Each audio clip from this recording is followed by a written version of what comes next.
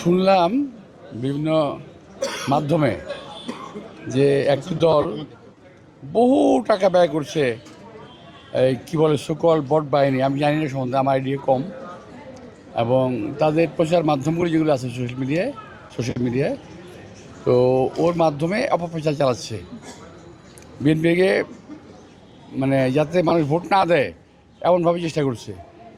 আসলে ওরা বুঝতেই পারছে না বিএনপির পক্ষে গণজোয়ার এসছে এবং বিএনপিকে মানুষ বরাবর ভোট দিতে চেয়েছিল, পারে নাই বহুদিন আওয়ামী লীগের জন্যে।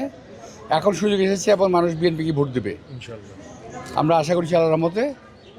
তো অপপ্রচার চালিয়ে কোনো লাভ নেই, বরং আমি মনে করি অপপ্রচার চালিয়ে তারা নিজেদেরকে নিজে কলুষিত করছে এবং তাদের ধর্মের নাম ব্যবহার করছে। সেখানে আমি মনে করি যে আমাদের ধর্মে অপপ্রচার এবং মিথ্যাবাদী, মিথ্যুক এবং গীবতের কোনো স্থান আমাদের ইসলাম ধর্মে নাই।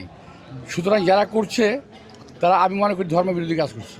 আমি প্রতিদিন বলি, সরকারের একটি মহলের, একটি কর্নারের প্রচ্ছন্ন ইঙ্গিতে বিএনপিকে কাবু করার চেষ্টা করা হচ্ছে, বিএনপি বিরুদ্ধে অপপ্রচার চালানো হচ্ছে।